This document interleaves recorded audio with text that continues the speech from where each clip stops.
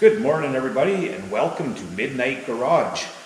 Hey, in this video I'm going to show you what's involved in disassembling and painting the front bumper on this 2011 GMC truck.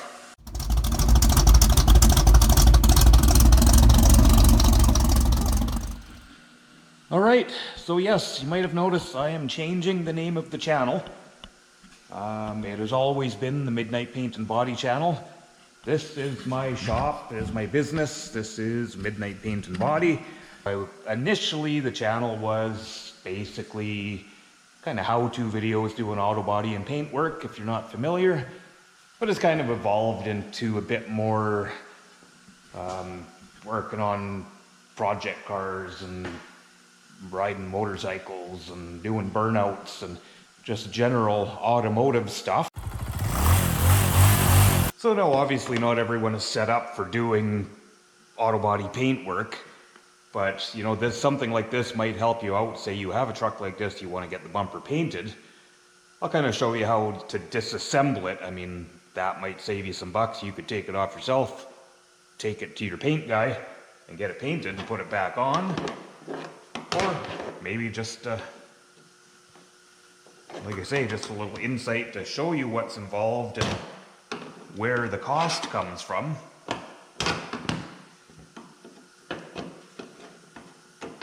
So on these style of trucks,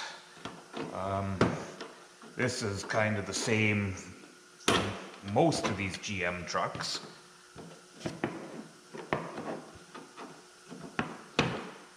See, it's going to take me an hour to get one clip out because I'm talking. So on these, the grill and this upper bumper cover, they come off as a unit.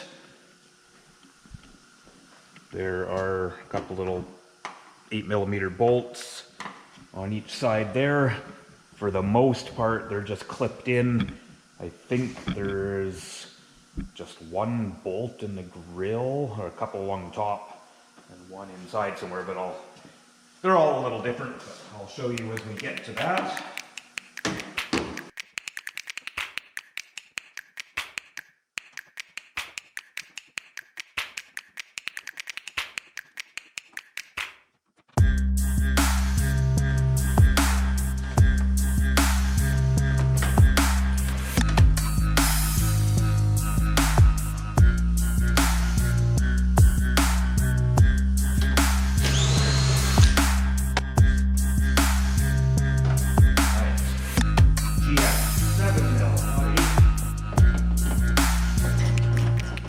Or 5/16 is pretty common on most of the stuff. GM almost always uses a 7mm. No, I hate that I always have to turn my radio off to film. You really think Metallica's gonna go broke? You would hear their music playing in the background? I don't think so.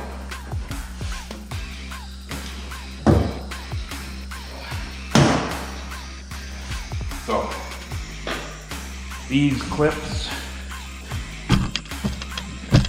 are just kind of a pressure fit that push in between the bender and this brace down there. So, use a little finesse, don't just go grabbing onto them and reefing them off because they're plastic.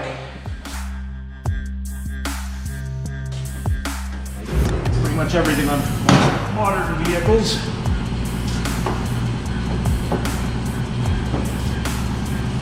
Same with the grill, it's got a bunch of pressure clips holding it on. Some of them you can get in behind and squeeze it with a pair of pliers, but not all of them.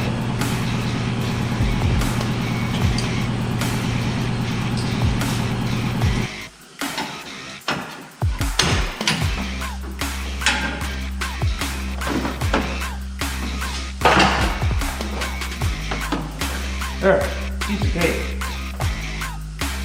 A couple of clips at the bottom. That one is a pipe. That's normal.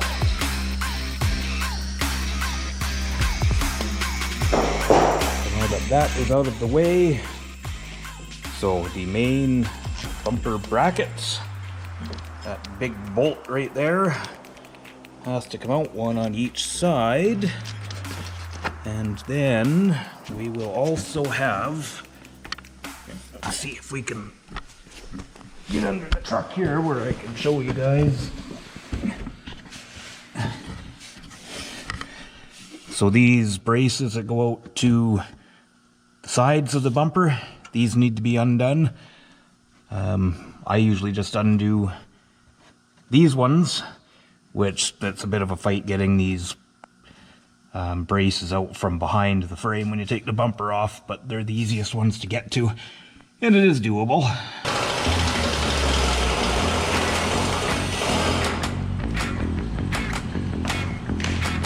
Well, now that that all came apart like butter, we can move on to these top bolts, 21 millimeters. I like to use chrome sockets on the impact because I'm a bad boy.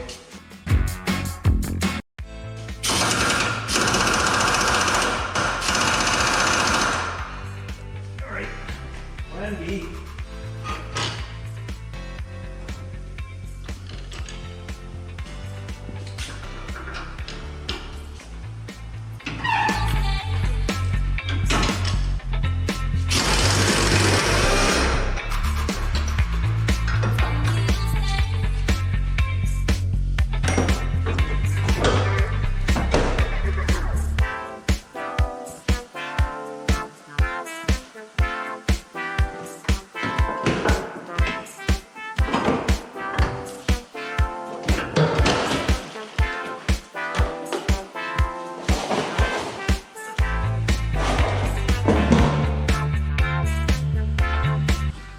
So here's a look at the inside of the bumper. So what we're going to do next, we're going to remove all of this because we need to get to all of these plastic clips that run the whole bottom of this lower valence, a couple 7 millimeters. And here's those outrigger brackets. Now the bumper comes off a lot easier if you just take this one bolt out, but to get to that one, you have to pull all the fender liners out, and then you're dealing with a whole ton of plastic clips. I find this easier to get these two out. It was a bit of a pain in the butt, but probably less of a pain in the butt than taking all the liners out to get to these bolts. So whichever way you choose, it's a pain in the butt.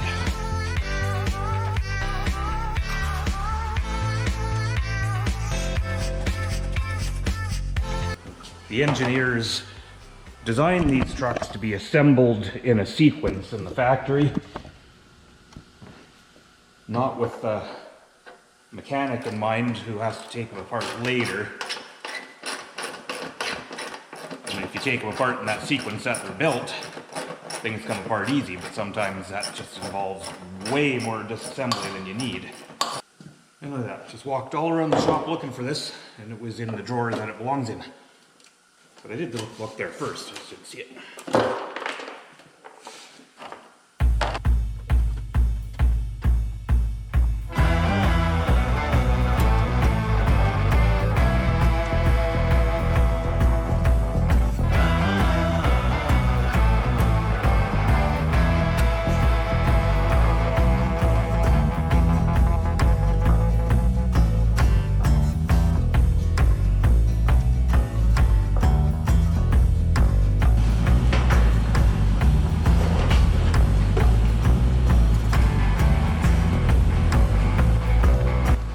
So there she is, stripped down. Now here's kind of what I was talking about. I mean, if you wanted to try and paint something like this on the truck, look at how much that rust goes around. I mean, if you don't get rid of that, it's just going to come right back. So you can do all that work of trying to strip the bumper and mask it without taking it off, but at the end of the day, it's going to be all for nothing. So, you probably can't see this in the camera, but she's pretty pitted, so this needs to be stripped. A couple of dents that need to be hammered out, so I'm gonna start doing that. Of course, the dent is right behind the bracket.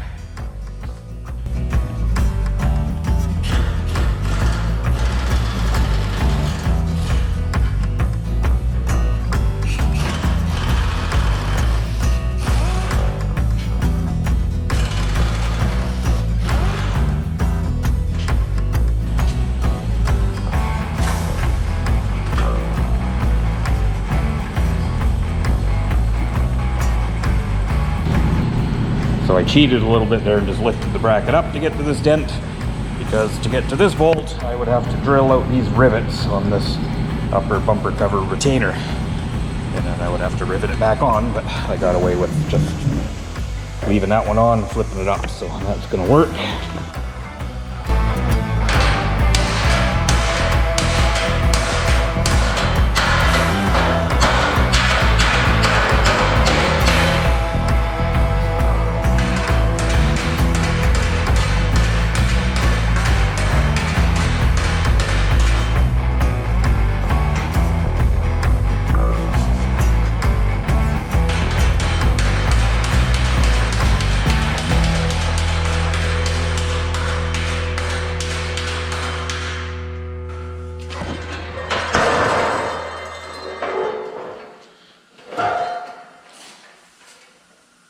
So you can see with that heavy steel, dents come out pretty easy usually.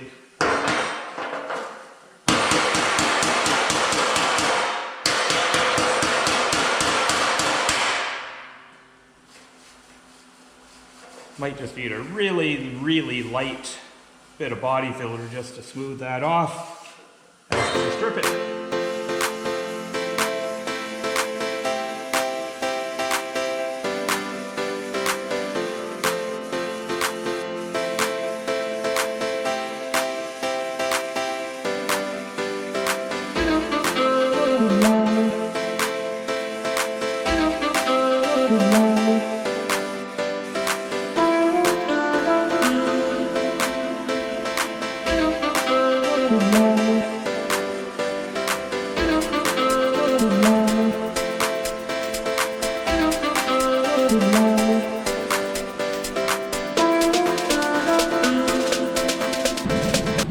So I just stripped the steel bumper with 60 grit and then 100 grit on the orbital sander.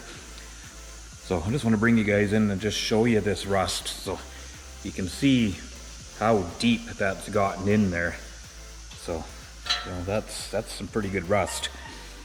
So, you know, there's really no way to clean that out with a grinder or with a sander, because you have to take off just as much good metal as you're taking off rust to get down deep and get that. So I'm gonna take this outside and hit these areas with the sandblaster. So yeah, you can see this top here. The light's kind of bad there, but it's really gone around that top edge as well. So yeah, I'm gonna take it outside, give those a quick sandblast, and then we'll finish it up, get it ready for primer.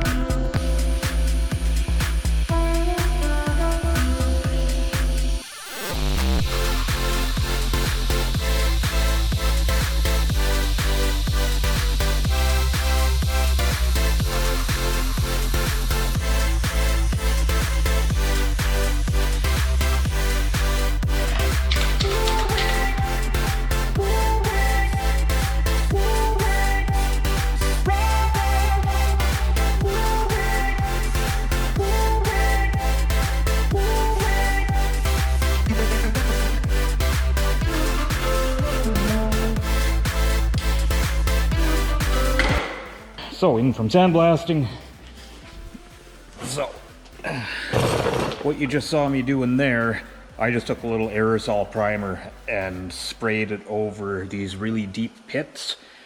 The reason I do that is because that will flash rust in the next 10 minutes. That would be showing rust in there again. So that's all going to get sanded off, and probably a little bit of body filler filling the pits, but that's just kind of a temporary thing to stop it from rusting. So if you can see that, just how deep that rot was getting into that steel, and some really deep pits. It took a little work to get that out. Of course, my sandblaster was half clogged, and I didn't feel like taking it apart and cleaning it out for this little bit I had to do, so it just took a little longer.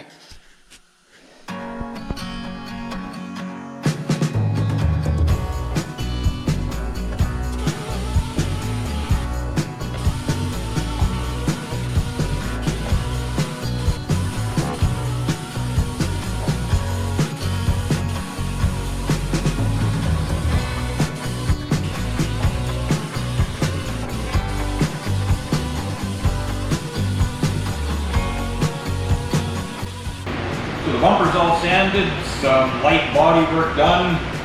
So now I'm just going to give it 2 coats of an epoxy primer for the bare metal. And on top of that, I'll be putting on 1 or 2 coats of a high build urethane primer that we're going to be able to sand before painting it.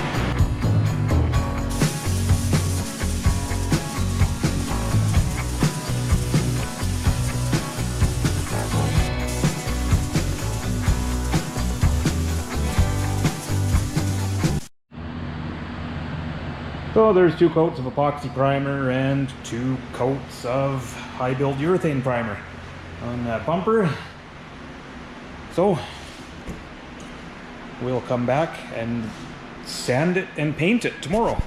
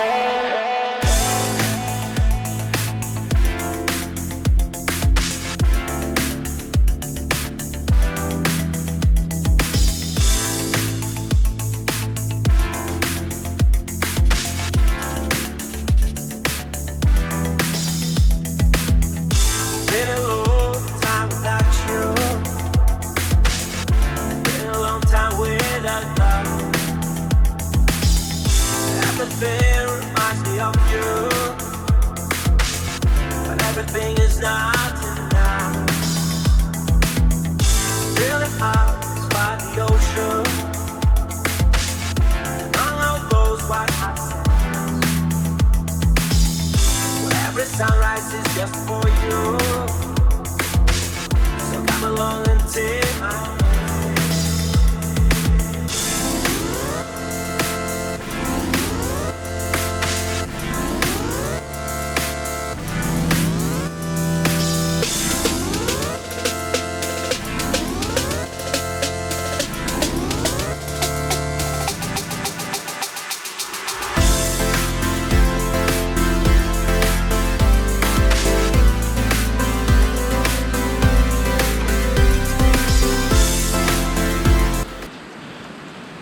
So there's our rusty old bumper all cleaned up and painted.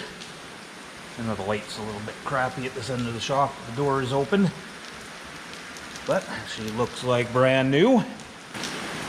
So thanks for watching. I don't know if that will be helpful to anybody, but it may give you a little insight. You know, if you need to have this job done and you're wondering, you know, why does it cost so damn much? That's a lot of hours in doing, you know, just a bumper like that. For me, I think I'm probably billing out about 10 hours labor on it total. And that's first taking it off, sandblasting, repairing the bumper, priming with high build primer, prepping, painting with base coat, clear coat, and then of course all the reassembly. So there's quite a lot to it. So if you're having that done in a regular collision shop, they typically won't even do that kind of work. But at their rates, probably over $100 an hour. My shop rate typically is about half of the collision shops, so it's not too terrible getting it done here. But hopefully that gives you a little insight. Hopefully you enjoyed the video. Leave me a comment. Let me know what you think. And as always, thanks for watching. Subscribe so you don't miss the next video, because as I always say, you just never know what I'm going to be working on. You know, it might be something that piques your interest. You know, hit subscribe. not interested in the bumper video, don't watch it. You know, but maybe the next one you will like. So anyway, guys, thanks for watching. See you on the next one.